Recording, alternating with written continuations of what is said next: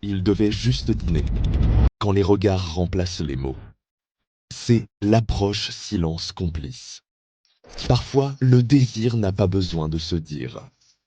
Il suffit d'un regard qui dure un peu trop longtemps, d'un souffle partagé dans un espace réduit, d'un frisson qui traverse la peau sans prévenir. Ce soir-là, il ne s'était rien promis. Pas de mots doux, pas de messages alléchants, juste une tension silencieuse qui flottait depuis le dîner. Chacun ressentait la même chose, mais aucun ne voulait briser l'équilibre fragile. Elle se leva pour aller chercher un verre d'eau. Il la suivit du regard, fasciné par la fluidité de ses mouvements. Lorsqu'elle revint, il s'approcha lentement, posa ses doigts sur sa joue, doucement, sans un mot.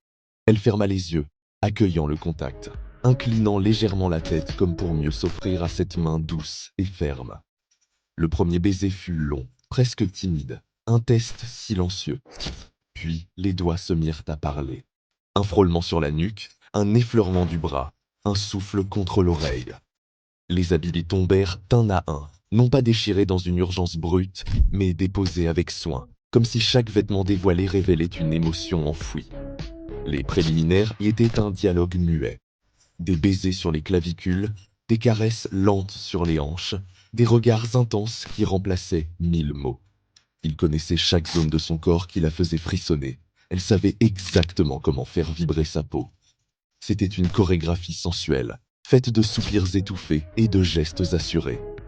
Quand ils firent enfin l'amour, ce fut dans un silence vibrant, presque sacré. Chaque mouvement était une réponse, chaque soupir une confession. Ils n'avaient rien dit depuis le début, mais tout avait été dit avec leur corps. Et après, toujours pas un mot. Juste des mains entremêlées, des respirations qui retrouvent leur rythme et cette certitude. Il n'y a parfois rien de plus fort que le langage du silence.